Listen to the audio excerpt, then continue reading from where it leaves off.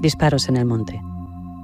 Vuelves a escucharlos desde allá arriba, en la cima, pero sabes que no provienen de los montes aledaños, sino de tu interior.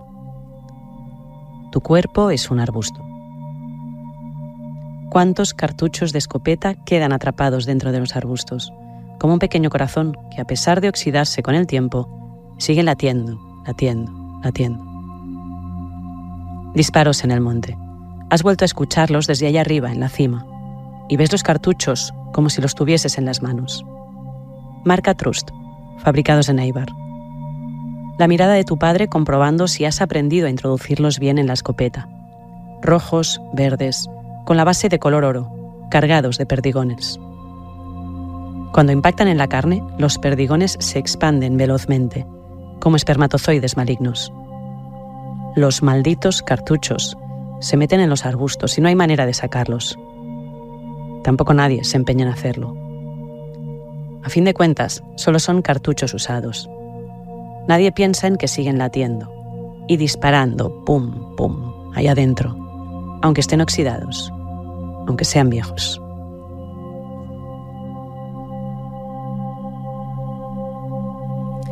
Así comienza La casa del padre de Carmele Jallo, novela con la que cosechó un gran éxito de la crítica y el público y que fue galardonada con el Premio Euskadi de Literatura y los premios a Mejor Libro en Euskera del Año por la Asociación de Librerías de Navarra y por la 111 Academia. A través de la historia de Ismael y de Jasone, La casa del padre nos habla de cómo transmitimos los roles de género, de cómo evolucionamos hombres y mujeres y sobre cómo se integra la nueva masculinidad en un mundo que lleva demasiado tiempo funcionando de la misma manera. Como cartuchos. Carmele Jallo nos habla del heteropatriarcado que ha impactado en nuestra sociedad durante cientos de años, latiendo y disparando desde dentro, aunque esté viejo y oxidado, sin que nadie haga nada por sacarlo de nuestros cuerpos.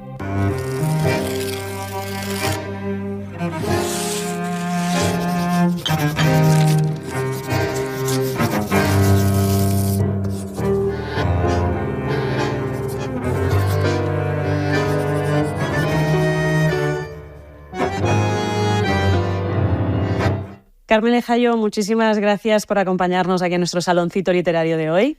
A vosotras. Hace ya 4 años de la publicación de La casa del padre, si no digo mal, una novela con un enorme reconocimiento, tanto por la crítica como por parte del público, y que de alguna manera pone sobre la mesa un problema enquistado, podríamos decir, en nuestra sociedad. Para situar a aquellos oyentes que no hayan paseado por las páginas de La casa del padre, cuéntanos quiénes son Ismael y Jasone y qué genera este cambio en sus vidas.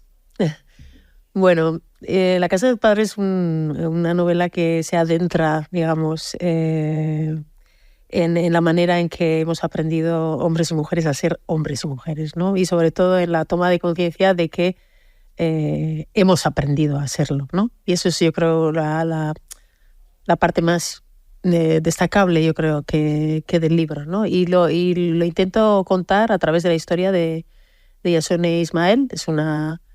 Es un matrimonio, sobre todo me centro en él, pero bueno, hablo de 3 personajes principales que aparecen en la novela, que son Ismael, un escritor que está buscando inspiración y que se está bloqueado y está buscando una inspiración, su esposa, que es Jasone, una mujer que en su día también escribió, pero dejó de escribir, y la hermana de Ismael, que bueno, pues que aparece ahí en un momento importante de la trama, ¿no?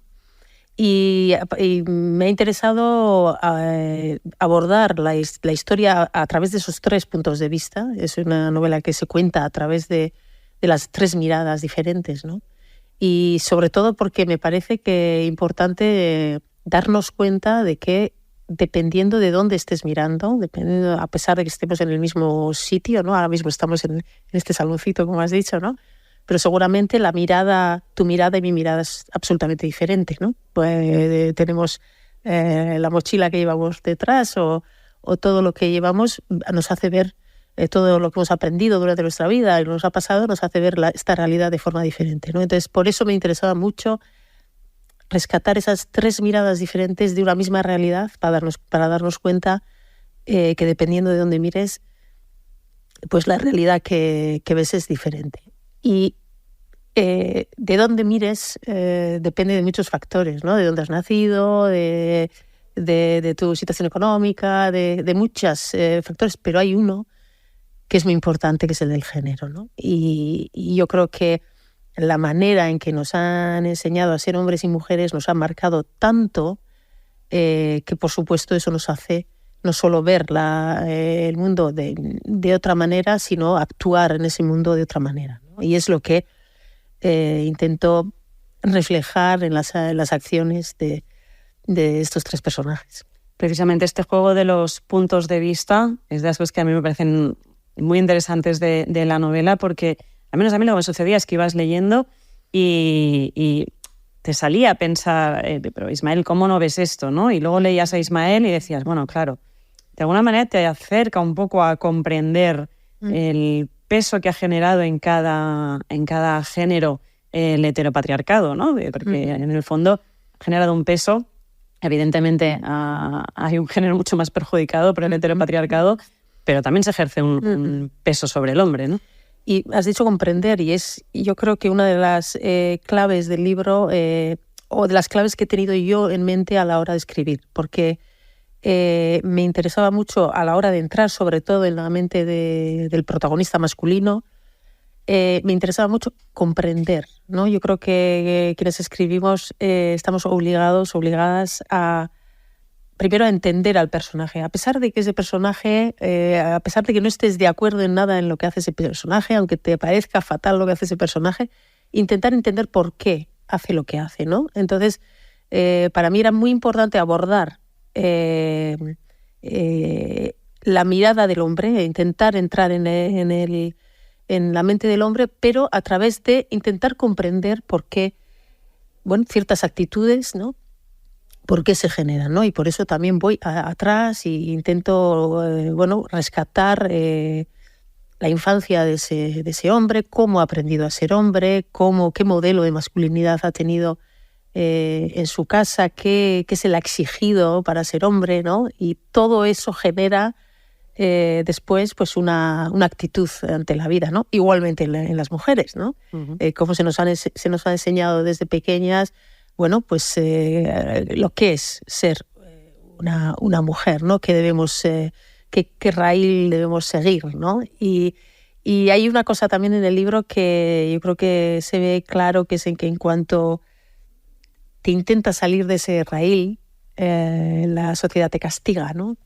Y de alguna manera es mucho más cómodo muchas veces, cómodo, o la inercia te lleva por esos mandatos, ¿no? Que vamos aprendiendo desde bien pequeñas y desde bien pequeños, ¿no? Y eso después pues tiene sus consecuencias en la ambición que tenemos en la vida, en las relaciones íntimas que tenemos, en cómo nos enamoramos, en absolutamente todo, ¿no? De nuestra vida, ¿no? Y a veces yo creo que el machismo, etcétera, es tan efectivo precisamente por su invisibilidad, ¿no? O sea, porque la inercia del día a día, la rutina, lo ordinario, lo normal, consideramos que es lo normal, ¿no? Y hay muchas cosas que la normalidad esconde, ¿no? Y ahí es donde intento pues rascar un poco, ¿no? Y decir, bueno, eso que la normalidad esconde, que es lo que al final la literatura creo que nos da, ¿no? Intentar sacar eso, pues todas esas actitudes, ese peso de los roles de género, todo eso hay que verlo primero, hay que verlo en uno mismo y en una misma, ¿no? Y por eso sí, para mí era importante relatar una toma de conciencia de este hombre, de ese peso. Este hombre no era consciente de ese peso de los roles de género, y a través de cosas que le van ocurriendo, como por ejemplo tener que cuidar a su padre enfermo, algo que no había hecho nunca, ¿no? Cuidar, o que había hecho por lo menos menos que su esposa, ahí pues bueno, empieza a darse cuenta de, como he dicho antes, cómo ha aprendido a ser hombre, qué modelo de masculinidad ha tenido en casa, cómo le ha pesado eso en las decisiones que ha tomado, ¿no? Y bueno, pues todos yo creo que tenemos que tener en cuenta ese peso, ¿no? Que llevamos, esa mochila que llevamos, que hemos aprendido desde pequeños y pequeñas. Yo creo que en La casa del padre, de alguna manera, los personajes viven todos un despertar. Entramos enseguida en esos personajes, pero antes sí que quería poner sobre la mesa una situación que un poco es la que desembocan muchas cosas y muchos replanteamientos, aparte de la situación con los padres, que es una violación que se da en un sitio cercano, en un pueblo además donde una de las hijas del matrimonio había estado, y eso les despierta toda una serie de miedos. Tenemos esta violación que es una realidad, pero al mismo tiempo también está una violación que es la que escribe Jasone, que es su propia violación, ¿no? Y de alguna manera se pone sobre la mesa el tema del miedo y de cómo ese miedo en realidad es un miedo compartido de muchísimas mujeres, y de hecho lo dice, ¿no? Prácticamente todas las mujeres han imaginado en algún momento su propia violación, y es algo que no compartimos. O sea, a mí me llevó automáticamente cuando leí decir, es cierto, es totalmente cierto, y yo no lo había compartido con nadie, ¿no? Y supongo que más gente también te lo habrá comentado, sí. Que es como el desencadenante un poco, ¿no?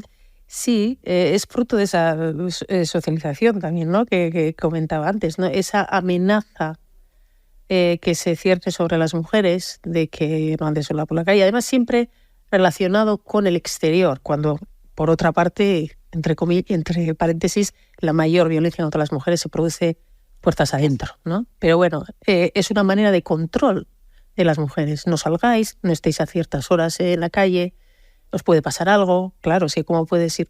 Entonces, eso lo hemos aprendido también desde bien pequeñas, y lo hemos llevado a la práctica, ese intentar defendernos, ese no estar en los sitios peligrosos, huir de tal, con cierta naturalidad, ¿no? Y es esa naturalidad la que digo que hay que borrar, ¿no? Es decir, esto no es normal, ¿no? Esto no es, no merecemos esto, desde luego, ¿no?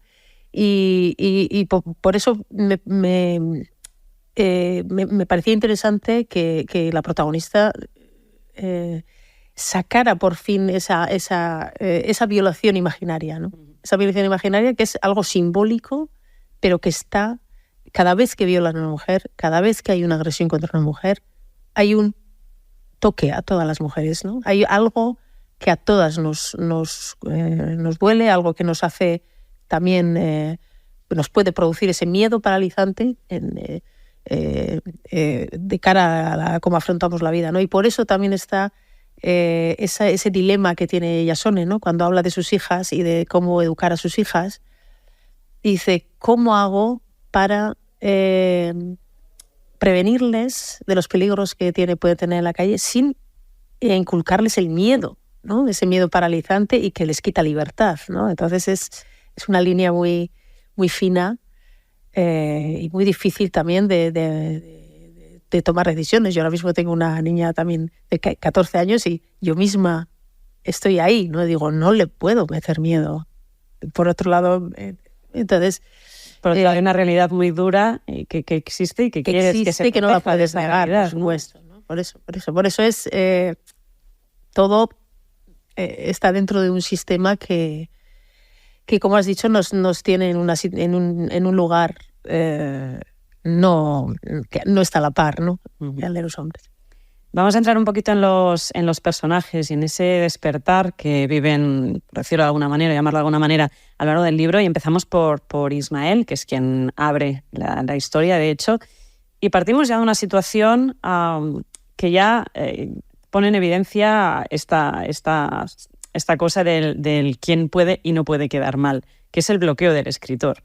Porque él es escritor, está bloqueadísimo, lleva mucho tiempo, tiene que entregar una novela y está con la hoja en blanco, con el cursor que no avanza. Paralelamente, su mujer vuelve a escribir y le fluye de una manera perfecta. Y sin embargo, el dilema es esconder el bloqueo de él, que incluso se llega es totalmente ocultarlo en lugar de ensalzar que ella haya vuelto a escribir y esté fluyendo todo esto. Aquí ya estamos poniendo de manifiesto quién puede permitirse y quién no quedar mal delante de la sociedad, ¿no? Y quién puede permitirse llevar a cabo su ambición, que digamos que es la de escribir, y quién no, es la pregunta de por qué él llega a ser escritor. Cuando eran jóvenes eran escritores dos, digamos, ¿no? Sí. y él llega a ser escritor y ella no, ¿no? Y está ahí, digamos, en la sombra, ¿no? En el libro se hace esa reflexión también, ¿no? Sobre, por un lado, sobre el escribir, por un lado en general, pero por otro lado a lo que apuntas de mujeres y hombres y escritura, que se puede trasladar a otros ámbitos también, ¿no? ¿Por qué por qué se le da importancia a lo que hace él? ¿Por qué ella se va con las niñas cuando son pequeñas a la calle a pasear para que él tranquilamente pueda escribir, que vuestro padre tiene que escribir, no hagáis ruido, ¿no? Y por qué ella, pues lo que escribe, pues no se le da el mismo valor, o no solo eso, sino que por lo que ella ha aprendido también necesita más que él de una aprobación, ¿no? Sobre todo de un hombre que le diga que aquello está bien, ¿no? Bueno, pues yo creo que es algo que ocurre en la sociedad en todos los ámbitos, y es también en la valoración, ¿no? La valoración de las cosas que hacen hombres y mujeres, ¿no? Y las mejores condiciones al final para llevar a cabo tu carrera, bien sea literaria, bien sea de otro ámbito, ¿no? Y en el bloqueo, además, también hay un guiño también él escribe en su búnker, ¿no? Su despacho, digamos, es como un búnker, ¿no? Y ella está en contacto con la vida, digamos, más porque está cuidando de sus hijas, haciendo otras cosas, más atenta a la sociedad, digamos, más atenta a lo que ocurre. Yo creo que no se puede escribir si no miras a la sociedad, si no ves lo que pasa en la sociedad. No puedes escribir en tu búnker, ¿no? Entonces, ella varias veces, ¿no? Le dice, tienes que ponerte en los ojos de... Y es algo que eso es ser capaz de hacer. Él intenta escribir sobre una mujer y se bloquea. Y se desbloquea en el momento en el que entiende que no es que tenga que describir a esa mujer, no es que tenga que mirar a esa mujer de la que va a hablar, sino que tiene que intentar ver la vida a través de los ojos de esa mujer de la que va a hablar. Y esa es la diferencia, ¿no? Cambias totalmente. La mujer ha sido representada durante la historia continuamente, ¿no? En las obras de arte, en la literatura, pero la mirada de la mujer no ha aparecido tanto, ha estado... Entonces, el intentar entrar en esa mirada es el gran reto que tiene, ¿no? Y yo creo que eso se puede trasladar a la sociedad en general, intentar ver la sociedad como hombre también a través de los ojos de una mujer, ¿no? A mí con este libro me ha pasado... ha sido bueno, pues muy enriquecedor. Muchos hombres me han escrito, se han puesto en contacto conmigo, y muchos de ellos decían eso, ¿no? Que han visto, aparte de que se han sentido, bueno, se han visto reconocidos en Ismael, en esa socialización, en esa manera en cómo les he enseñado a ser hombre, también han visto esa parte oculta de la mirada de la mujer, lo que siente una mujer, esa violación imaginaria, ese peso, todo eso, ¿no? Y bueno, pues ese es el esfuerzo también, o ese es el clic que consigue hacer Ismael en un momento, ¿no? Es súper interesante que como novela pueda generar eso en el lector. Ahí está el poder de la literatura como herramienta de transformación. Es súper importante. Eso ha sido una de las cosas que más me ha enriquecido del libro, ¿no? O sea, ver que personas me hablaban de su vida, bueno, que les ha ayudado a hacer un clic, ¿no? Otra vez, que les ha ayudado a ver una parte que, pues, como digo, la inercia no les dejaba ver, y eso es lo más, ¿no? Que puedes conseguir cuando escribes ficción, ¿no? Que eso se conecte totalmente con la realidad. Dentro de esa transformación o análisis de la propia masculinidad que hace Ismael, hay dos personajes que marcan muchísimo, que es su padre y su primo Aitor, porque de alguna manera antes hablabas, ¿no?, de algo que te encarrila, sobre todo su padre es el que intenta encarrilar, quien admira al primo, a Aitor, porque es ese ejemplo de la masculinidad, ¿no? Y ya se puede suponer, se puede intuir que Ismael si no hubiera recibido esa presión, seguramente su naturaleza era mucho más sensible, ¿no? Uh-huh. Hay un episodio con un perro que, sin hacer spoilers, pero que de alguna manera ya muestra, ¿no?, que seguramente su naturaleza hubiera sido muy diferente y esa presión, y sin embargo él intenta constantemente darles y seguir esa autoridad, ¿no? Sí, y eso es una limitación también para muchos hombres y una armadura de la que no puedes salir, ¿no? Y al final te vas construyendo en relación a lo que se espera de ti, ¿no? Desde pequeño y desde pequeña. Se espera de ti que seas valiente. Bueno, pues voy a tener que ser valiente, no me voy a poner a llorar cuando tengo ganas de llorar. Se espera de ti que seas un triunfador, pues bueno, vas a tener que esforzar. Bueno, quiero decir que al final vas construyéndote, vas moldeándote según las expectativas que hay de ti. Y hay expectativas diferentes dependiendo si eres mujer y si eres hombre. Y eso yo creo que es una de las cosas que más marca nuestra socialización, el ser hombre o mujer a la hora de aprender a cuál es tu lugar en el mundo, ¿no? Y bueno, pues ya se ve, como dices, que Ismael no encaja en ese modelo de masculinidad que quiere su padre para él, ¿no? Porque hay que ser hombre, pero se va poniendo esas armaduras o se va moldeando o va intentando moldearse, aunque no lo consigue, y en cambio tiene un modelo que es el de su primo, que es el que quisiera su padre para él, ¿no? Y también pues esa frustración de no poder llegar a ser lo que esperan de ti.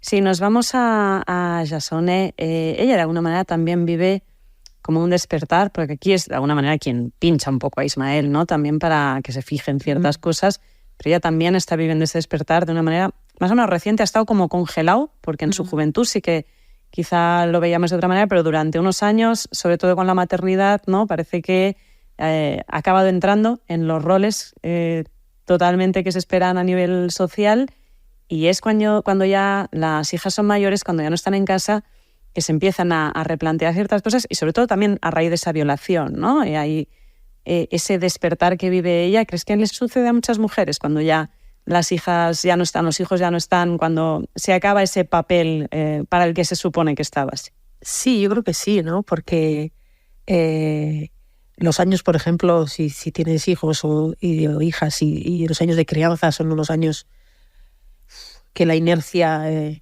no te deja ver nada más. Tú sigues la inercia y adelante, ¿no? Pero cuando que llega la crisis del nido vacío y tal, y cuando toca hacer balance de todo lo que has dejado tú, todo lo que has dejado de hacer, ¿no? Por cuidar a otras personas, o cuando ves que